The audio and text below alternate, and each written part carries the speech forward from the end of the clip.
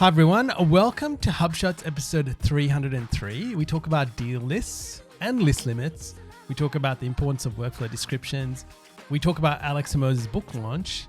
And is this the end of email tracking that we're going to see very shortly? You're listening to HubShots, the number one podcast for growing businesses that are using HubSpot, and it's real practical advice on using HubSpot. My name is Ian Jacob, and with me is Craig Bailey from Zen Systems. How are you, Craig? Really well. Happy Friday. Looking forward to a relaxing weekend ahead, but plenty to cover in the show today. Now, let's start with our growth thought of the week, Craig. Nobody cares about the customer anymore. Let me explain. And why do we say this? Yeah. Let me explain what I mean by this. Have you noticed that companies don't really seem to care about the customers? There's exceptions, but a few years ago, it was all about the customer, solve for the customer. These days, it's just solve for the quota, sell. Here's how you can test if this is happening for you. Next time you get a sales call, start explaining your situation. i.e., that should be what sales reps love to understand. Start talking, but then just see how quickly they turn that around into why you should buy their product. Doesn't matter what your situation, they'll turn it around. So not many will actually ask for further details. So I've been playing this game with HubSpot reps when they call me asking about one of our customers, because we're a HubSpot partner. They ask, I actually start talking about the customer's needs. And the reason I do it is because I want to see how quickly the sales rep will try and move me along. Will it meet their needs? Is there an opportunity? Otherwise, they move me along and they'll actually get off the call quickly, right? I'm like, okay, so I actually deliberately kind of try and talk about the customer. And I think the past month or so, there's really only been two reps, Mike and Paul, you know who you are, both in Perth, by the way. I don't know if that's relevant. But I'll actually talk about the customer and they'll say, right, tell me more, let's explain it. Oh, okay, so look, this probably wouldn't be a fit. They actually want to know whether it's a fit for the customer. And I'm like, this is rare. This should be the norm. You remember years ago, Ian? It was like, this was the norm. Remember the days of Mads? We'd chat with Mads. Gee, I miss Mads. He'd be like, oh, look, I don't think HubSpot's a fit for this business. Let's not waste their time. I'm like, yeah, that's great. Solve for the customer. It's not like that anymore. It's just solve for the quota. And really, that's because everyone needs to make sales. The free money era is over. And unfortunately, the true colors of most sales cultures are shining through. It's not just HubSpot. I guess I'm picking on them because this is a podcast about HubSpot. Love the product, kind of concerned about their sales culture. And I think it's just an indicator of the economic times we're in. We've got this great little screen grab I got from Threads, one of the people I follow. So where he's talking about, remember Netflix back in 2017? They were like, love is sharing a password. Remember Netflix was, share your password. Now they charge for that. And the comment is simply, turns out love was a zero interest rate phenomenon. I think that's great. Sums it up beautifully. That's what a lot of companies, including HubSpot, are doing. So here's the takeaway, and then I'll get your thoughts on this, Ian. But it's because I think if you play the long game and you still focus on the customer, that will get you through and it'll serve you well when inflation turns and reduces again and we come back to those, I guess, easier economic times. But for those that are just sell, I think it's a short-term response that isn't going to pan out well. What's your thoughts, Ian? Am I overreacting to this? What's your take? You're probably more aware of it, Craig, and I didn't think about it until you raised it with me. And then I started thinking back about some of the experiences I've been having with different people.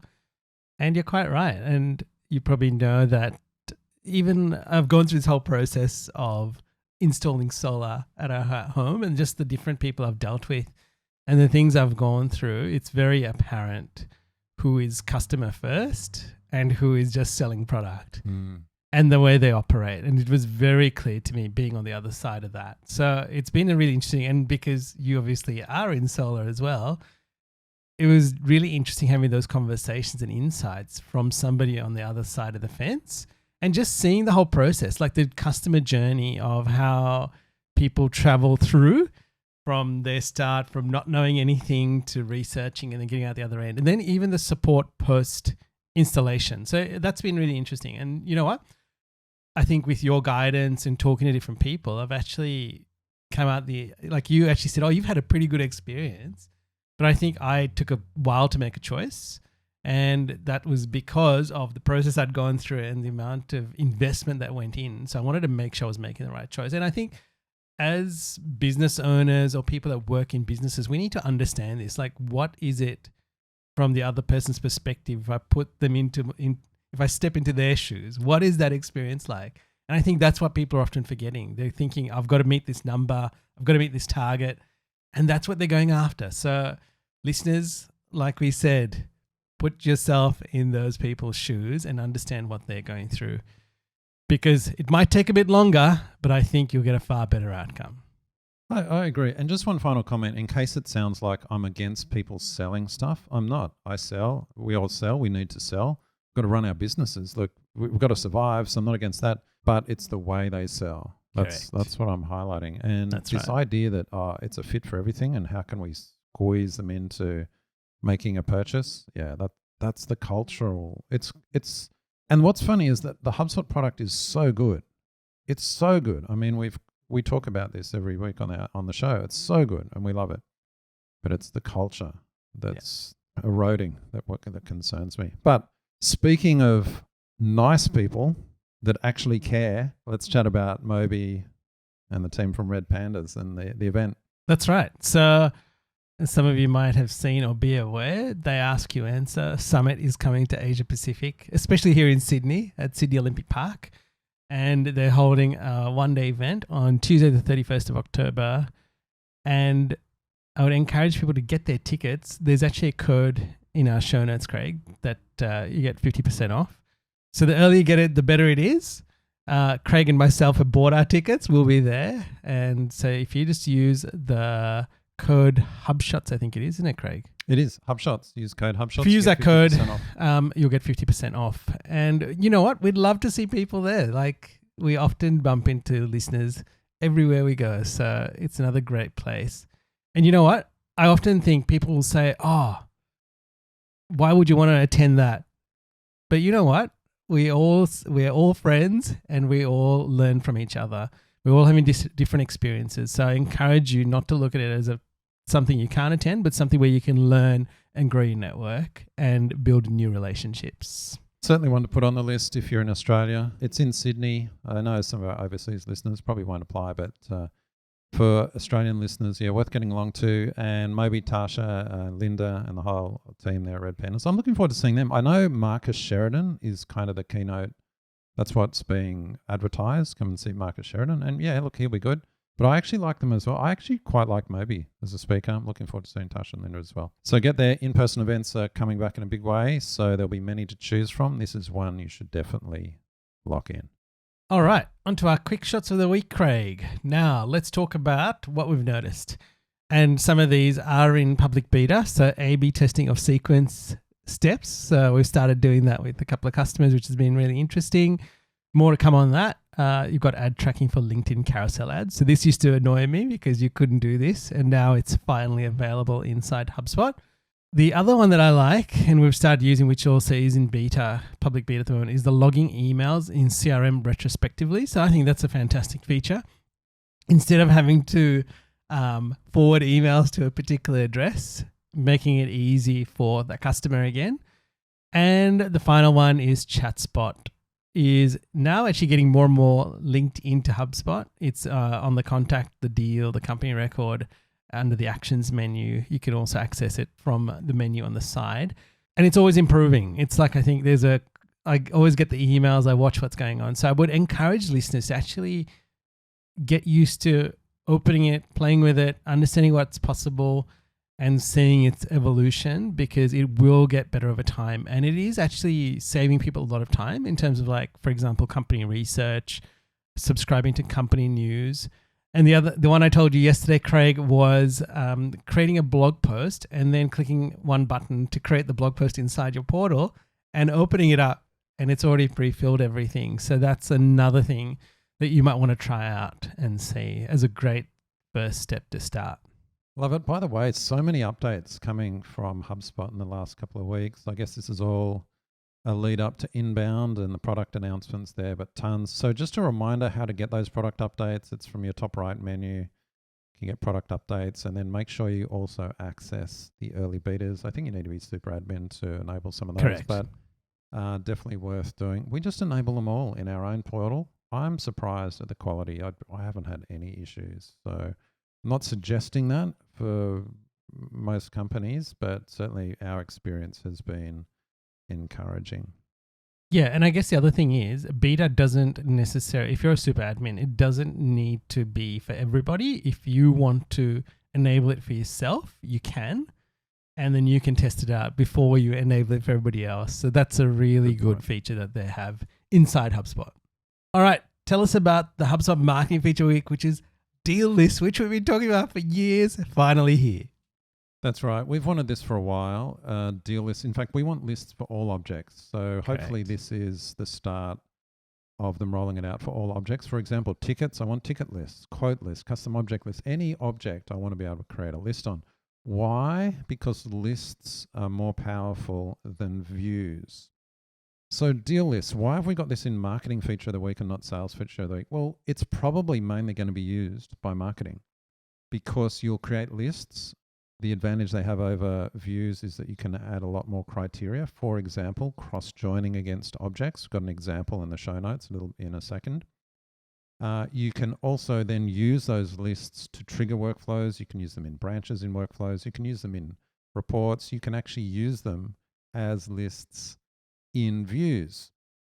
You can control permissions on lists. So there's a number of things here that are advantageous from using lists over views. So this is fantastic. It's the same approach for creating lists. You go and create a list. There's a deal-based list.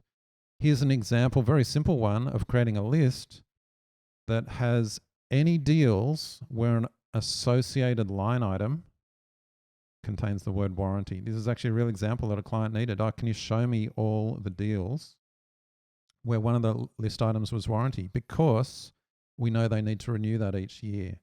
And so then we want to send internal reminders and things like that. So very simple use case there. You can use that to trigger workflows. You might create tasks, who knows what.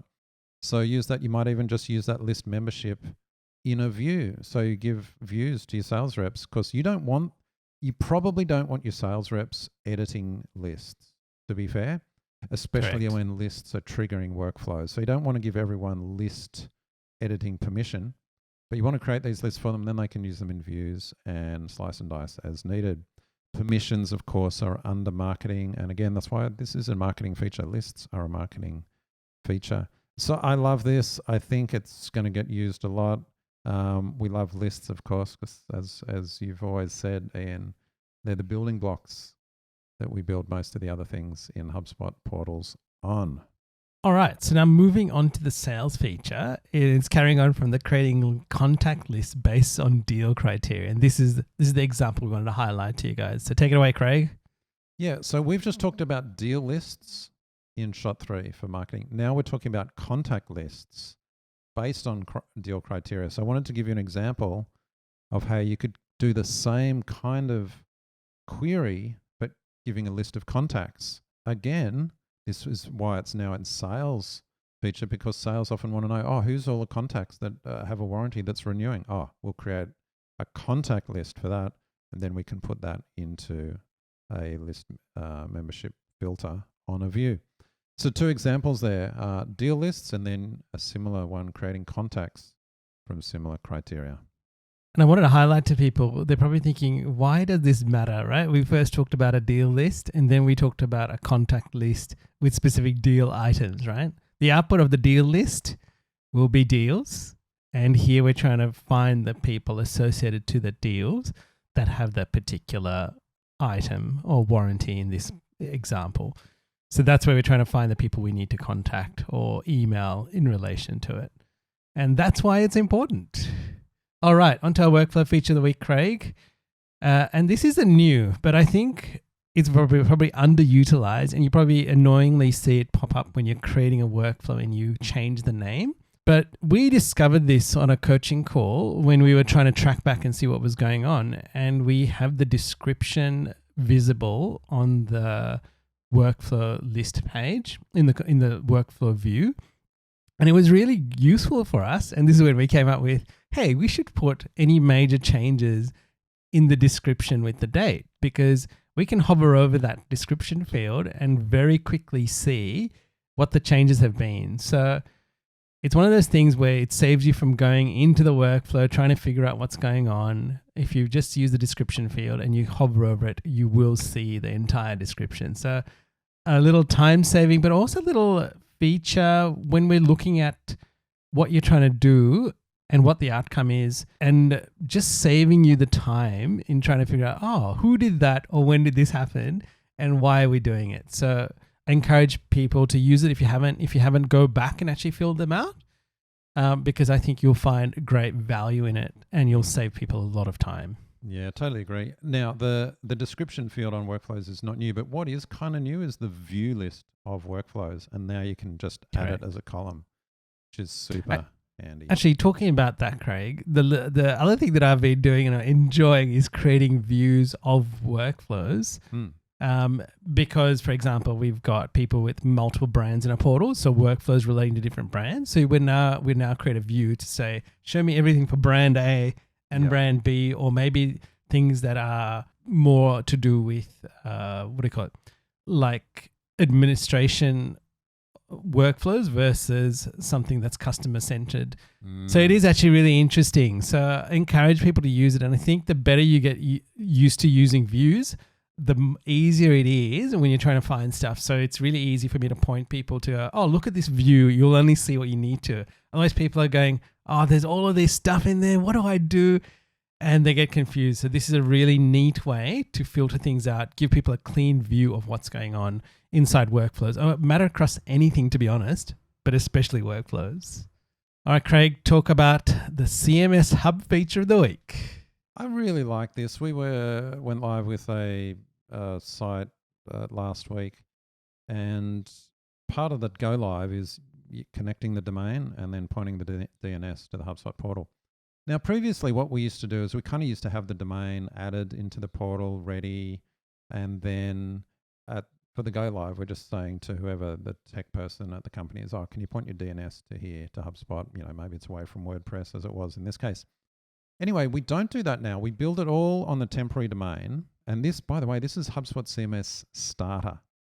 CMS Hub Starter, right? So no staging or anything like that. We've just built it on the temporary domain. We then, as the go live, we go to the tech person, we get them into HubSpot, and we said, oh, add the domain. And as you add it, it'll say, oh, this is at GoDaddy. Do you want to just quickly go into GoDaddy, one click, and we'll point the DNS for you? You're like, yeah. So we just guide them through that. It takes 5 minutes, pretty quick. DNS propagates. So then, and this is why it's in the feature of the week. So that's really nice. Just seamless. But then HubSpot recognizes that you've now changed from the temporary HubSpot domain to your real domain, and it automatically updates everything. All the URLs on the pages, URLs in menus, CTAs, the form submit destinations, I think even list criteria and things like that. Like it all just switched over. So none of that post go live where you've got to go back through and make sure that links are updated. I mean, before they were definitely redirects, so it wasn't as though people were getting 404s, but you go through and clean up the stuff. No, HubSpot takes care of it. So we've actually got an example, new site we built when based on a design Brand Chemistry did, beautiful rebrand for this one of our clients, and then we just rebuilt their site, all using HubSpot CMS Starter and Clean Theme. Just a beautiful experience, Ian. That's right. I was surprised at just how simple and easy it was with HubSpot CMS Hub. So listeners, it wasn't the Clean Theme Light or Starter. It was the full Clean Theme. Yeah, the full Clean Theme. That's one thing. Pro, yeah. The next thing I think I want to highlight to people, I think we discussed this on an earlier show, Craig. If you've got hard-coded links, it's probably not going to change those, is it? Oh, no. If you've hard-coded a link like in JavaScript or something like that, it's not going to know. And nor should it. I wouldn't want it changing code. That's right. Yeah. This is everything that's using all of the HubSpot tools that are available for linking. So if you use that, then the process is relatively seamless, and you'll understand why when you go through it and the pain that you can avoid. So well worth doing it right the first time, and you'll get a great result. So well done, Craig. Yeah. And here's the best thing, Ian. I wasn't even involved. The team did it I know. all. They just said, we're going live tonight. Do you want to jump on the call or go live? I was like, yeah, I'd better be across that. Typical thinking I'm needed. No, team just took care of it. All went live. Beautiful. All right, on to our HubSpot gotcha of the week, and this is list limits. Now, we often talk about limits in HubSpot and the necessity for some of them, but tell me here, Craig, why have we got list limits like this? So I don't understand this one. I think, okay, first of all, I'll explain the problem, then I'll have a little bit of a whinge about it and set some context. So HubSpot has limits on the number of lists you can have. So in enterprise, I think you can have 2,000 lists, which might seem a lot, but we've got a client that's been hitting this list. And why hitting this limit? Why? Because they create a lot of static lists based on imports.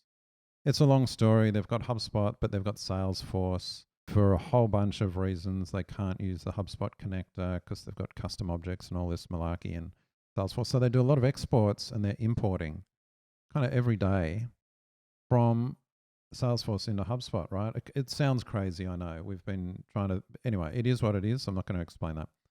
Anyway, they have static lists. Most of the contacts are already in HubSpot, so this is just a refresher each, they're importing in. Now, those static lists, there's probably about 1,500 or more of those lists, and okay, we can delete them over time. They keep hitting these limits, and so I'm just like, why? Now, hold that in one hand. On the other hand, you think, have you noticed that active lists are taking longer to update these days? Remember, they used to be almost instantaneous, a few seconds. Now, as lists, because they're so powerful, as we talked about earlier, and they're so good, they can cross-join, they can do all kinds of things. Sometimes they take a minute or two to update a list. Yes. And I'm totally fine with that. The processing power that's going on doing all that, totally understand it. Yeah. Now, if you wanted to say, let's limit the number of active lists, I'd say, yeah, that's fair enough, because that's chewing up resources. That's actually significant load on the system. But when you include static lists that have no criteria, they're just simply, here's some contacts they input on, kind of like, really? That's hitting your limits? So what's the point of this? It's a bit of a gotcha. And what we're doing now is kind of giving them ways to delete out old lists. They didn't really want to, but because they wanted that historical view of imports, but we're just having to delete them all out. They charge, I think it was something like $100 or $200 for an extra 100 lists. Oh, Can you really? believe that, Ian? Yeah. So I'm actually looking.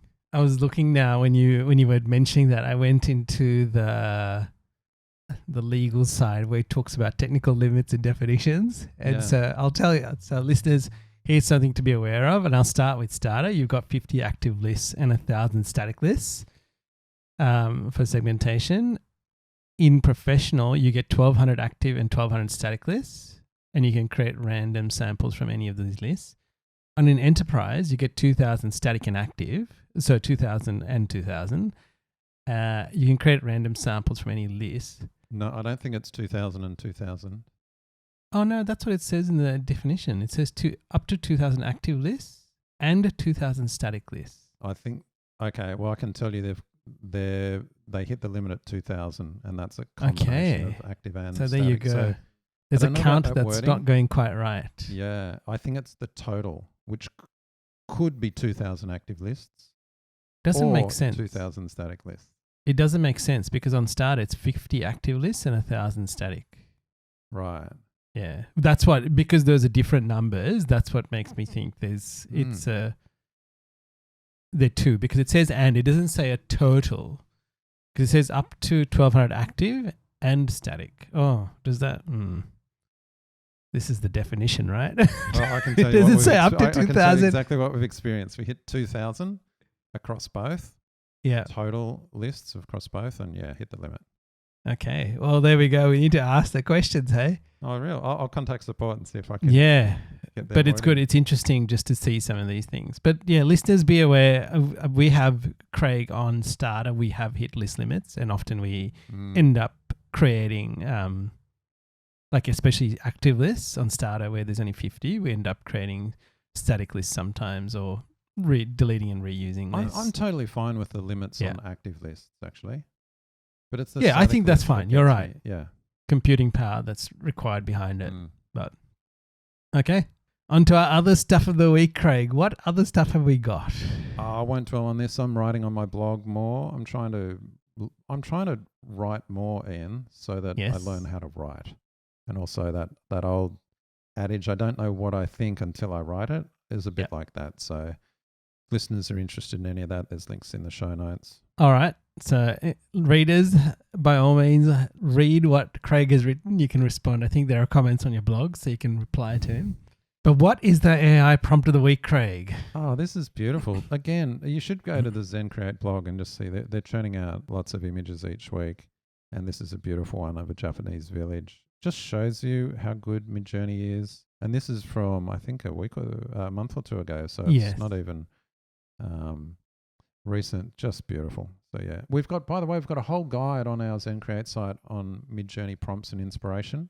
We update it every 2 weeks, free to download, no sign up required. There is a sign up if you want to get notified of updates, but yeah, just go and download it. Excellent. All right. What's our thought of the week, Craig? Email tracking will soon be a thing of the past. We've talked about this. Remember last year, Apple was rolling out private relay, and then they were IP blocking, and then they were open rate blocking. So they're blocking the tracking pixels. Most email vendors, including HubSpot, responded with kind of a calculation based on if it was opened in Apple, they were guesstimating and things like that. And services like hey.com, they've been blocking pixels for a while. However, now we're seeing it's not just the pixels, so the open rate and that, but they're stripping out parameters on the links. Because remember last year we were saying, look, we won't see open rates, but importantly, we will still see if they click a link, because that's more useful in some ways. Well, no, iOS 17 is going to be stripping parameters, and also Proton, which I use for my personal email, they in July rolled this out. They just stripping out tracking parameters, so you will get basically all of that traffic will end up in your analytics, so you won't know that came from email. It's kind of dark social all over again. It's almost dark email traffic. So just be aware of that. This whole email tracking that we've enjoyed, the golden period of tracking everyone, and the last couple of years, it's further reducing. And email, I guess, insights are going to head towards zero. Now, marketers are always playing whack-a-mole with these kind of things, and they'll work out other ways, use a coupon code or go to a very specific landing page, very specific. There'll be ways around it, but for most of the people that just continue sending out email marketing, the insights are going to be reducing. I tell you what, this will kind of affect, how we often talk about making it easy for the customer, and you click a CTA in an email and you can, because you know who they are, you can create the list and say, okay, Craig's going to attend my event. He's clicked the yes, I'm attending link. When this disappears, we're not going to know who clicked that link, Craig, and then going to make my life a lot harder.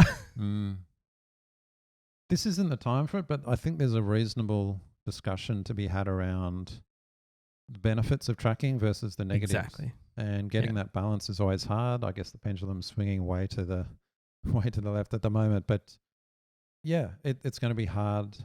And here is the other discussion. I'm back on Instagram lately. Yes. And the ads that Instagram shows me are so good. Yeah. So good. I'm really enjoying it. And lots of things I'm seeing ads for. I'm like, oh yeah, I'll look at that. That's great. It's actually useful content for me compared to say Twitter or where I used to be, where the ads were just garbage and in no way reflected my interests. I was like, wow, this is a terrible experience. And people object to that. They're like, oh, I don't want the platform knowing all about me, because then they can target me with ads. I'm like, yeah, I really like it. So there's both sides. I know some people hate it. I really like it. Do I really want Facebook knowing all my interests? Well, I can see both sides, yes and no. It's not a simple conversation. Yeah, correct. All right, what's our quote of the week, Craig? I see you found something exciting. Reviving the Mediocrities meme. So that famous philosopher, Mediocrates, with the quote from him is, good enough. So, I mean, it's been going around for years, but... I like how it says, the philosopher inspiring 99% of the work done in corporate America. Yeah, that was just someone on Threads with that. Yeah, that's great. Oh, dear. All right, training of the week. And this is Alex Hormozi's lead course. And I'm sure a lot of our listeners have probably either seen in one of his videos or listened to his podcast. But he had a massive book launch over the weekend. Well, it might be 2 weekends by the time you guys are listening to this, for his new book, $100 Million Leads, and his free course. And you know what?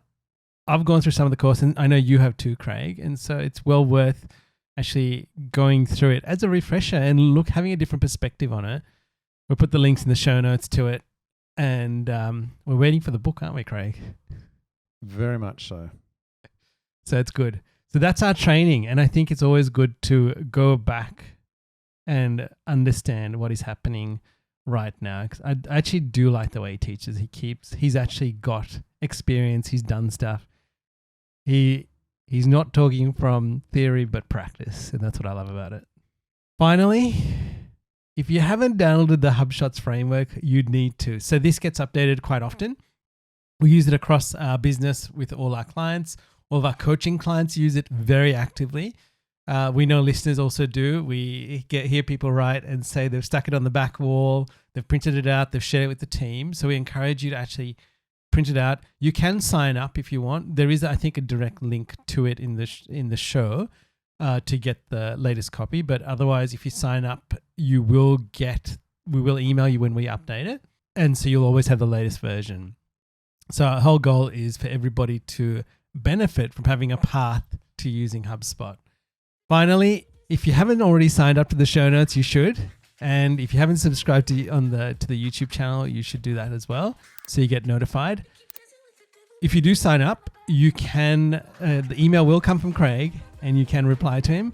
If you want to connect with me, search up Ian Jacob on LinkedIn and connect with me and tell me you listen to the show. I love hearing, it actually makes our day, doesn't it, Craig? When we hear listeners that listen to the show connect with us. We love hearing your stories, guys. So keep it up. And until next time, Craig. Catch you later, Ian.